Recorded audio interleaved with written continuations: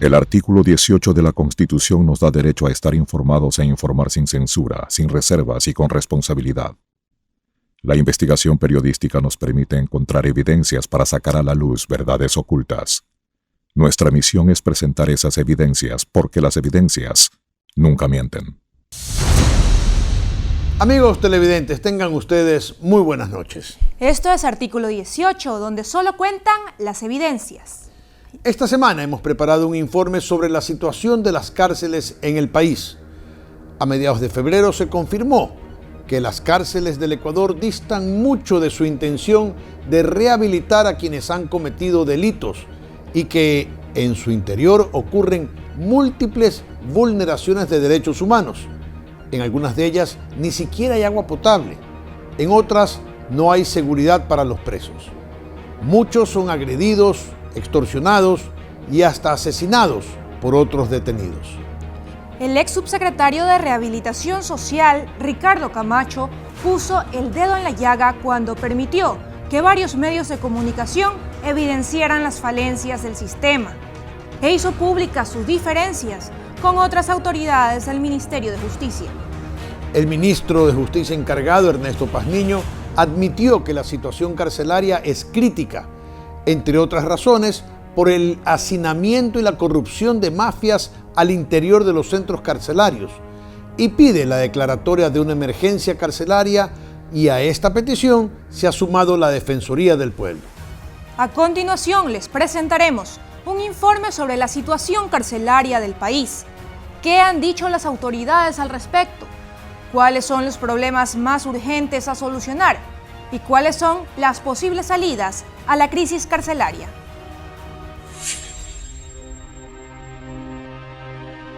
Yo había estado en lugares muy complicados por mi labor en el Comité Internacional de la Cruz Roja en México, América Central y el Caribe hispanohablante, pero encontrar el CDP con 2.000 privados de libertad cuando la capacidad es para 700 y ver a personas embodegadas literalmente en los pabellones, a mí me marcó la vida. Las declaraciones de Ricardo Camacho, entonces subsecretario de Rehabilitación Social, pusieron el dedo en la llaga.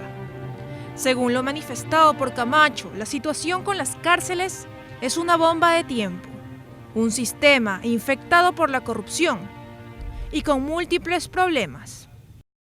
Entonces algunos trampeaban y pagaban en el sistema, estaban en máxima y aparecían en mínima como Castro. Yo no puedo que alguien me imponga como subsecretario que si quiero crear la nueva escuela penitenciaria, que sí me siento capaz de crear, me impongan a un señor especialista en nacionalidades indígenas, que me parece estupendo, pero no va a dirigir la escuela penitenciaria. Okay. Cada semana nos cae un guía penitenciario con droga, con teléfonos, con esto, porque ganan $550, no tienen un programa de bienestar social. No justifico que la gente robe porque gana bajos sueldos, bajo ningún motivo.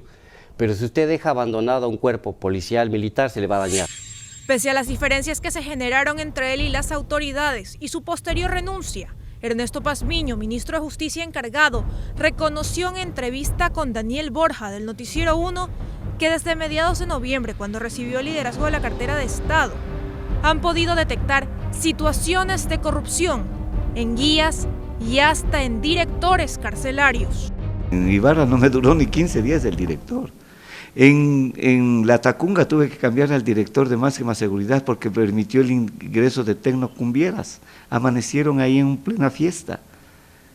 Y sé que esa fiesta era pagada por un poderoso interno, pagó todo. O sea, tienen mucho poder.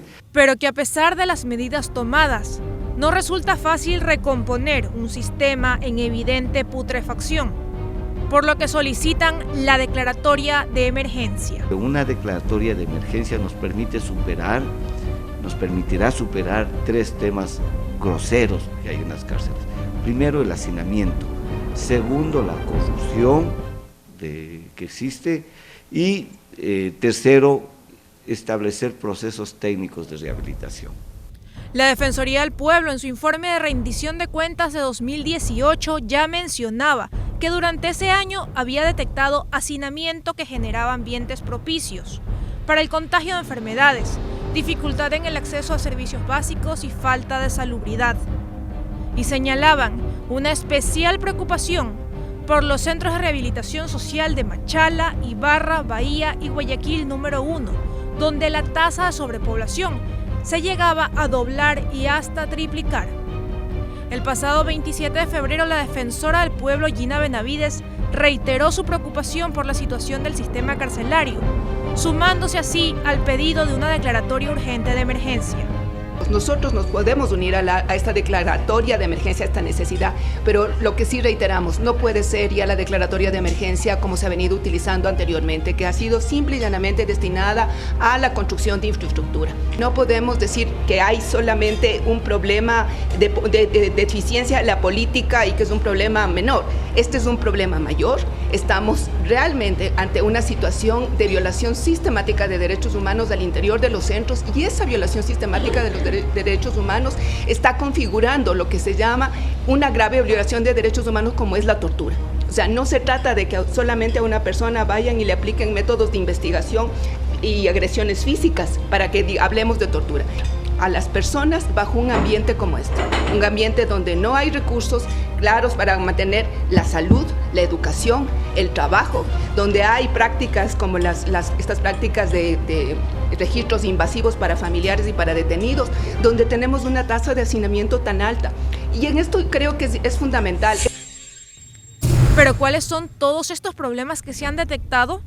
En base a la información proporcionada por la Defensoría del Pueblo, las declaraciones del ex subsecretario Ricardo Camacho y del propio ministro Pazmiño, así como observaciones que nos han hecho llegar privados de libertad y sus familiares a través de profesionales del derecho con los que hemos conversado, tenemos las siguientes urgencias. Hacinamiento, capacidad e infraestructura. En Ecuador hay 52 centros de privación de libertad a cargo del Estado, repartidos en 20 de las 24 provincias del país. Dentro de esta lista figuran centros de rehabilitación social, centros de detención provisional y centros de detención de contraventores en Ecuador. Según las cifras del Ministerio de Justicia, hasta finales de enero de 2019, la población penitenciaria del país ascendía a 38.602 personas. Una cifra similar al total de habitantes de los cantones de Cayambe en Pichincha o Buena Fe en Los Ríos. Sin embargo, según la propia entidad oficial, la capacidad instalada efectiva es solo para 27.730 personas. Es decir, que la infraestructura está recibiendo a 10.872 personas más, para las que no está preparada. Incluso en la hoja de Excel de cifras, que se encuentra publicada en su página web, se puede leer la siguiente precisión. Existen 1.041 plazas no utilizables a nivel nacional por motivos de seguridad e instalaciones no adecuadas. Para el Ministerio de Justicia, el porcentaje de hacinamiento en el sistema es del 39.2%. En el Turi todavía tenemos plazas libres. ¿Por qué sucede esto? Como que querían dar la imagen que las cárceles que construyó el señor Correa no tienen esos problemas de hacinamiento. Pero como son cárceles tan inmensas, tan grandes, generan en cambio problemas de violencia y de inseguridad. El Centro de Rehabilitación Social Masculino de Guayaquil es el servicio que más privados de la libertad alberga, 9.523, según cifra de fines de enero. Le sigue el Centro de Rehabilitación Social Regional Sierra Centro Norte Mixto Cotopaxi, más conocido como Cárcel de la Tacunga, con 5.070 privados de libertad, y el Centro de Rehabilitación Social Regional Masculino Guayas, con 4.072. Pero hay otras ciudades con menor población carcelaria que no se libran de los problemas de hacinamiento. Para la Defensoría del Pueblo, esta llega en algunos casos hasta el 79%, y por eso en su informe recomendó intervenir especialmente las cárceles de Ibarra, Tulcán, Sucumbíos, Esmeraldas, Jipijapa, Guayaquil, Machala, Quevedo y el Centro de Detención Provisional de Quito. Es necesario adoptar acciones emergentes para reducir el hacinamiento. Esto no quiere decir que se proceda a realizar traslados como el que mencionábamos, de Tulcán a Turi, afectando todo el tema de vinculación, sino que se vean, por ejemplo, hemos identificado casos de personas que ni siquiera pueden darse autocuidado dentro de los centros porque ya tienen enfermedades terminales. Ese cuidado lo terminan dando sus propios compañeros. Entonces, son personas que posiblemente por esta situación puedan acogerse a temas de beneficios penitenciarios, entonces podría verse una salida en eso, pero sobre todo insistimos en el tema de que se manejen políticas de prevención del delito para evitar el tema de incremento de población. Y es que a lo largo de la investigación realizada por la entidad, a base de visitas, entrevistas con PPLs, familiares y el personal que labora en estos lugares, se detectó que hay infraestructura deteriorada e inadecuada, espacios físicos limitados y falta de colchones y camas. Además, el acceso a los servicios básicos, como el agua potable, es otra queja constante, y de esto están al tanto las autoridades. Hacer una cárcel para casi 6.000 personas implica como construir un sistema de agua potable para todo un pueblo, pero no se preveyó eso. No se preveyó que en el lugar donde construyeron la cárcel en Latacunga no había posibilidad de dotar de agua potable adecuadamente. El alcalde que tiene que ser ahora me dice, pero si la población de toda Latacunga casi son 10.000 y tengo que hacer racionamientos del agua para dar por horas a la cárcel, porque el momento que da la cárcel le quita la ciudad, ¿no? Eso es terrible, es una irresponsabilidad. ¿Cuántos millones costó esta cárcel? Sin estudios adecuados para determinar que los servicios de primera necesidad como agua iban a ser adecuadamente provistos. Incidentes dentro de las cárceles. Que no me conociera, loco. Riñas, extorsiones, violaciones, venta y consumo de drogas y hasta asesinatos son algunos de los incidentes que se han registrado al interior de las cárceles ecuatorianas. Según el informe de la Defensoría del Pueblo, entre 2018 y 2019 han fallecido 19 personas privadas de la libertad. Los dos casos más recientes fueron en Guayaquil y Latacunga. En enero de este año, Tony Valencia Arriaga, un privado de la libertad que cumplía condena por asesinato, fue acribillado por otro recluso con 4 balazos dentro de su celda al interior del pabellón de máxima seguridad. Se encontraba comiendo el ciudadano hoy ya fallecido, el mismo que otro compañero que se encontraba en una celda contigua, habría procedido a descargar varios tiros de una arma de fuego calibre 9 milímetros, con lo que le provocó el fallecimiento. En este caso en particular, los familiares del occiso aseguraron que hubo amenazas previas. Solamente me decía, no me dejes solo, que me van a matar. ¿Hace cuánto tiempo le venía diciendo eso? Ya hace 2 meses atrás. O sea, ella le pasó la voz. Así, un mensaje. O sea, de aquí de la cárcel no la llamaron. No, de la cárcel no. No, adentro de algún enemigo que tiene ahí adentro. Semanas después, otro privado de la libertad perdía la vida. Esta vez el ex policía Francisco Cuello recibía varios disparos dentro de la cárcel de Latacunga. El hecho fue registrado en video por otro interno y compartido a través de las redes sociales, a pesar de que en teoría está prohibido el uso de celulares en las cárceles.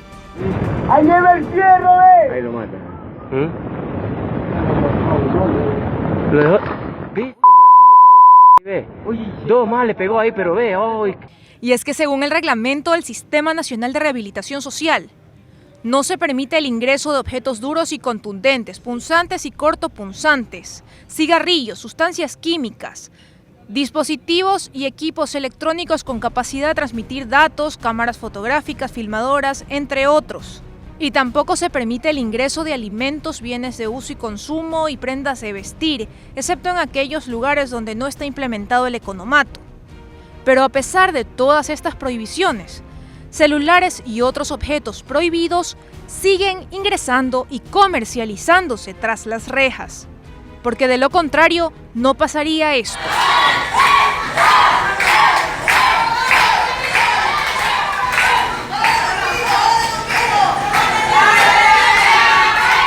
Cómo entró el armamento es lo que aún no logra descifrar la Policía Nacional luego de encontrar un subfusil, una subametralladora, una pistola y un revólver debajo de la cama de una celda del ala 106 del Centro de Privación de Libertad de la Zona 8.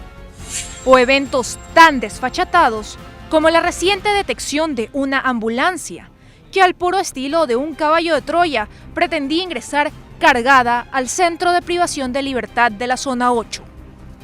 Dicho vehículo se encontraron 2 bultos en la cual en el interior de los mismos tenían más de 14 teléfonos celulares, auriculares, tenían 2 litros de licores artesanal y todo esto pues también cables USB. Todos estos indicios fueron ingresados a través de cadena de custodia. Hay guías honestos, gente transparente, pero lamentablemente también hay muchos que son deshonestos, que caen en actos de corrupción. Para los representantes de la Defensoría del Pueblo también es preocupante el escaso seguimiento que se le da a la salud mental de los privados de la libertad y a casos de enfermedades catastróficas. El tema ahí es la investigación de muertes al interior de los centros. Se presentan como suicidios, pero lo que se determina es la necesidad de una investigación para que efectivamente se conozcan cuáles fueron esas circunstancias que llevan a una persona privada de la libertad, incluso al suicidio dentro del centro. Comida y economato. Otro de los puntos más controvertidos ha sido precisamente la alimentación en cuanto a cantidad y calidad. En diciembre de 2018, luego de que asumiera la cartera de Estado el ministro Pazmiño y cuando Camacho aún se desempeñaba como subsecretario de Rehabilitación Social, se anunció una auditoría al contrato del servicio de alimentación a cargo de la empresa La Factoría. De acuerdo con lo manifestado por Camacho en algunas entrevistas, dicha empresa prestaba el servicio desde hace 7 años, cobrando $2.50 diarios por cada detenido. Y a su parecer, los términos de referencia estaban mal hechos. Que cuando yo llegué acá a los centros de detención, la principal queja era la calidad y la cantidad de la comida. Extrañamente, en el gobierno del señor Correa y 2 años en este gobierno de Roxana Alvarado, nadie protestó de la comida. También en diciembre el informe de rendición de cuentas de la Defensoría del Pueblo detallaba que durante las visitas se ha podido observar la falta de nutrientes como alimentos con proteínas, falta de frutas y menús de dieta. El Ministerio de Justicia abrió el pasado 26 de enero de 2019 un proceso de licitación para disponer del servicio de catering. El presupuesto es de $10.5 millones para un periodo de 107 días. Encontré que la ganancia es de $1,5 millones al mes. Una sola empresa. ¿Cómo así? ¿Por qué razón? ¿Con qué corona? ¿Qué es lo que hicimos nosotros? Inmediatamente descubrimos eso y entregamos el manejo de los economatos a la Asociación de Pequeños Ganaderos, que son emprendedores. Ellos a su vez adquieren los productos a las empresas de la economía popular y solidaria, es decir, generamos trabajo en la localidad.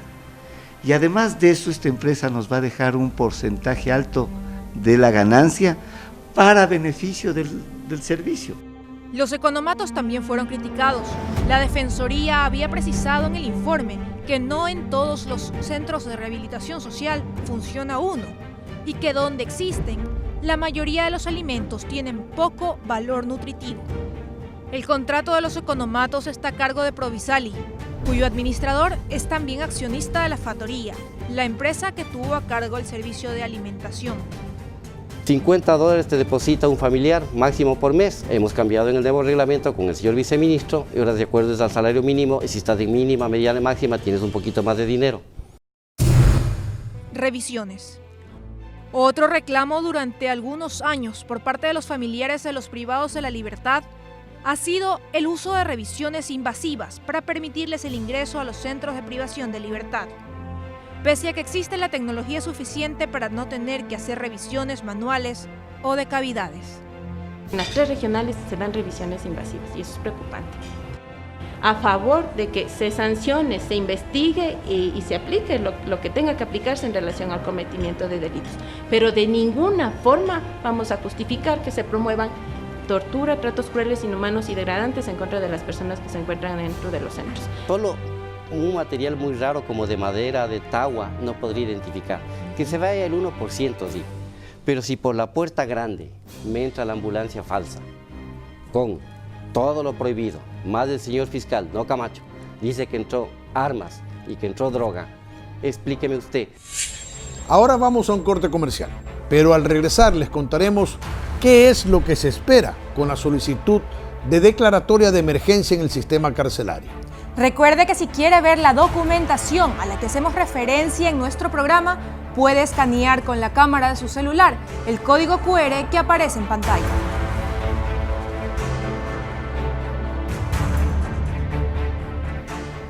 Regresamos con más de Artículo 18.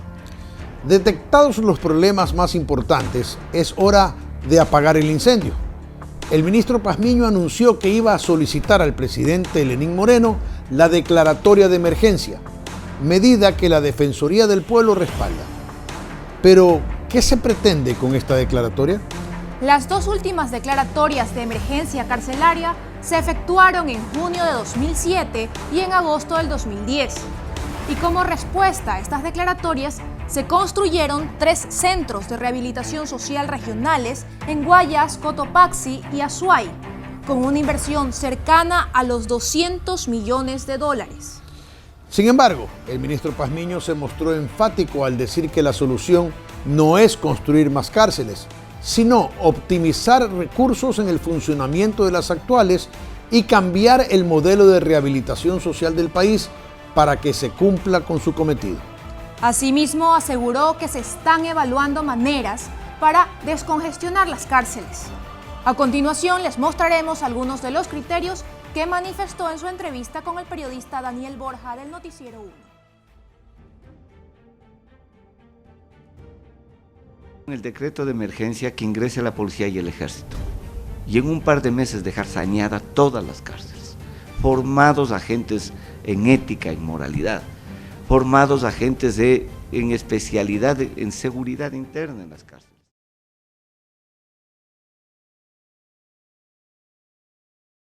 Con la presidenta del Consejo de la Judicatura para establecer mecanismos alternativos a la prisión preventiva en delitos menores, en delitos donde no generan una reacción social fuerte. Hay mecanismos más humanos como la salida condicional al proceso, como aplicar medidas alternativas a la prisión preventiva. El uso del brazalete debemos reforzarlo. ¿A quién usted debe ponerle un brazalete? A la madre de familia que comete un delito y tiene a su hijo dando de lactar. Es delito pequeño, pero el brazalete electrónico no es para los que se roban el dinero de los fondos públicos. Y otros mecanismos como establecer nuevos modelos de gestión en las cárceles, lograr que estos centros de rehabilitación se conviertan en centros productivos.